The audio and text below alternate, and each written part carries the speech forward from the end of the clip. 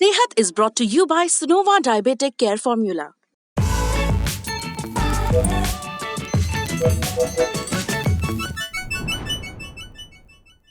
नमस्कार आदाब, मेरा नाम है सरवत। आप देख रहे हैं सेहत ललन टॉप का हेल्थ शो, जहां बात होती है हमारी और आपकी हेल्थ की। पहला सेगमेंट है हालचाल। आज बात करेंगे अगर आपको डायबिटीज़ है तो खाने और डाइट में क्या गलतियां ना करें।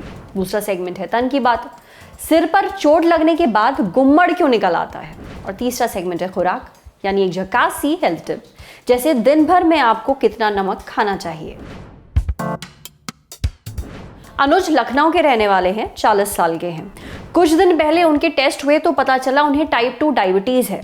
अब अनुज काफ़ी डरे हुए हैं। उन्होंने अपने मेल में बताया कि वो एक ऑफिस में काम करते हैं, ज़्यादा काम होता है, इसलिए कई बार वो दोपहर का खाना नहीं खा पाते। 2 मील्स के बीच में कई घंटों का गैप हो जाता है।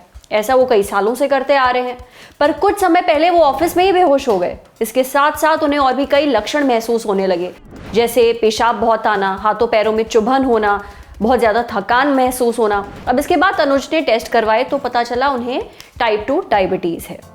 डॉक्टर ने सख्ती से कहा है कि खाने को लेकर कोई भी लापरवाही नहीं बरतनी है, इसलिए अनुज चाहते हैं कि हम डायबिटीज़ पर एक एपिसोड बनाएं।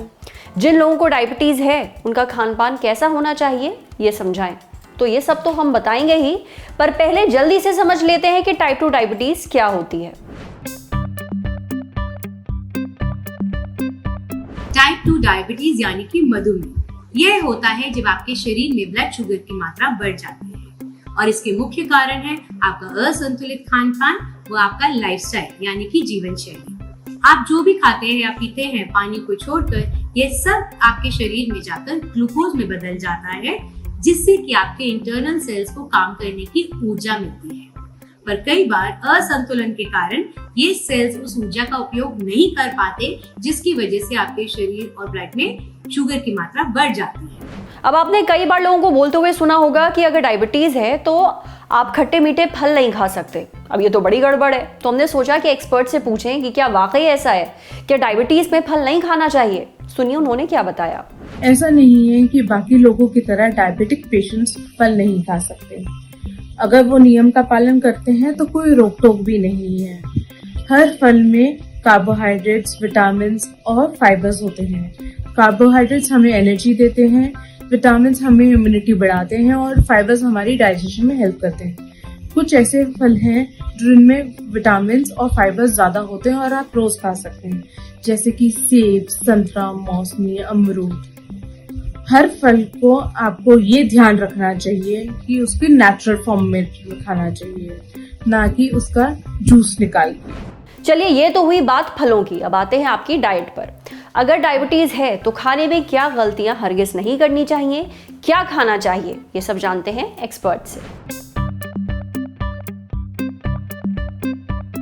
हमारे शरीर का रिपेयर फंक्शन रात में होता है, इसीलिए आपको 7 या 8 घंटे की नींद बहुत ज़रूरी लेनी चाहिए। स्ट्रेस जितना ज़्यादा लेंगे उतना ज़्यादा शुगर की मात्रा आपके शरीर में, आपके खून में ज़्यादा बढ़ेगी। सुबह की वॉक कई लोग खाली पेट करने जाते हैं।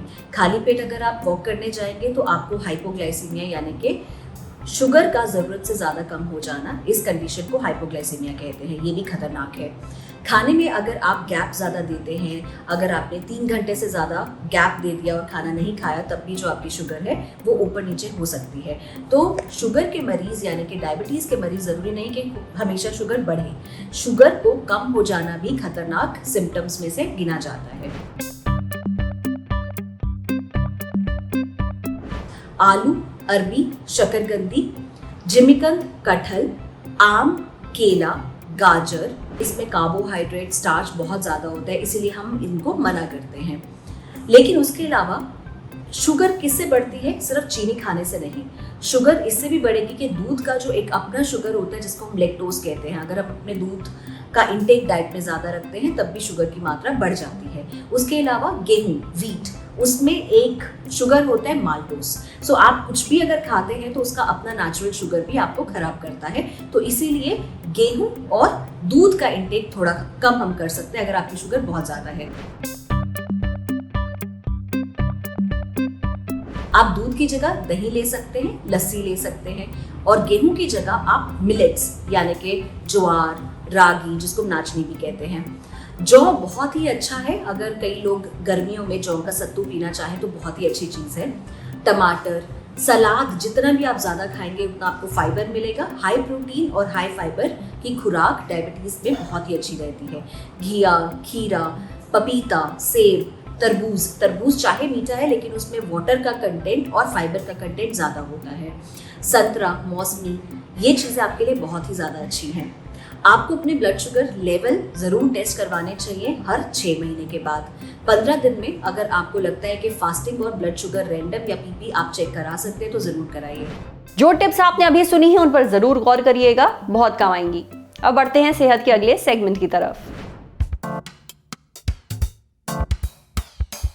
सिर पर टक्कर लग जाए या चोट लग जाए तो गुम्मड़ निकल आता है। अब हो सकता है आपकी लोकल जुबान में इसे कुछ और कहते हो, पर ऐसा होता क्यों है? देखिए, शरीर के किसी और हिस्से पर चोट लगने के बाद तो ऐसा नहीं होता। अव्वल तो गुम्मड़ में स्किन के अंदर सूजन आ जाती है। ये एक लक्षण है कि सिर पर चोट लगी है। यह अस्थायी होता है। अब गुम्मड़ छोटा हो या बड़ा, दर्द हो या ना हो, एक चिंता का कारण जरूर है। आपने नोटिस किया होगा कि गुम्मड़ चोट लगने के फौरन बाद बन जाता है। अब इसके पीछे एक वजह है। स्किन के ठीक नीचे बहुत सारी ब्लड वेसल्स होती हैं, यानी धमनियां। इसलिए अगर स्किन पर कट जाता है तो बहुत खून बहता है, भले ही कट बहुत ज्यादा गहरा ना हो। गुम्मड़ 1-2 दिन के अंदर ही काला या फिर नीला पड़ जाता है। जब चोट स्किन के अंदर मौजूद धमनियों पर लगती है तो खून अंदर ही अंदर लीक करता है। लीक करते करते ये पहुंच जाता है आसपास के टिश्यू यानी ऊतकों में। इसी वजह से सिर पर गुम्मड़ बन जाता है, सूजन आ जाती है। अगर आपके सिर पर चोट लगी है, गुम्मड़ बना है, तो ध्यान देने वाली बात है। अगर गुम्मड़ 2 इंच से ज्यादा है या आपको और भी कोई लक्षण महसूस हो रहे हैं तो देरी मत करिए, तुरंत डॉक्टर को दिखाइए। अगर गुम्मड़ कुछ दिनों में अपने आप नहीं बैठ रहा है तो भी डॉक्टर को दिखाना बहुत ज़रूरी है। देखिए, ज़्यादातर गुम्मड़ कुछ समय में अपने आप चले जाते हैं। गुम्मड़ निकलने के बाद अगर आप बर्फ़ से सिकाई करें तो सूजन कम ही रहेगी, पर किसी भी हाल में सिर की चोट को इग्नोर ना करें। चक्कर जैसे लक्षणों पर निगाह बनाकर रखें, समझे? अब बारी है सेहत के अगले सेगमेंट की, खुराक, एक झकास सी हेल्थ टिप। वैसे तो आप अपने खाने में नमक स्वाद अनुसार डालते हैं, पर कितना नमक बहुत ज्यादा नमक होता है। देखिए, 1 टीस्पून में होता है लगभग 2300 मिलीग्राम सोडियम। इतना दिन भर के लिए काफी है। जो लोग 51 साल से ज़्यादा हैं, जिन्हें हाई ब्लड प्रेशर की दिक्कत है, डायबिटीज़ है या फिर किडनी की बीमारियां हैं, उनके लिए 1500 मिलीग्राम सोडियम दिन भर में काफ़ी होता है। इसलिए इससे ज़्यादा नमक अवॉइड करिए। चाहे तो अपनी टेबल पर जो रखी हुई नमक की बोतल है उसे हटा दें। इससे आपके खाने में एक्स्ट्रा नमक डालने की जो आदत है वो कम होगी। साथ ही समय के साथ आपके जो टेस्ट बड्स हैं वो भी कम नमक की आदत डाल लेंगे। आज सेहत में इतना ही। अच्छा, अगर आप एक डॉक्टर हैं और हमसे कुछ शेयर करना चाहते हैं तो जो ईमेल आईडी इस वक्त आपको अपनी स्क्रीन पर दिख रही है उस पर हम एक मेल भेज दीजिए।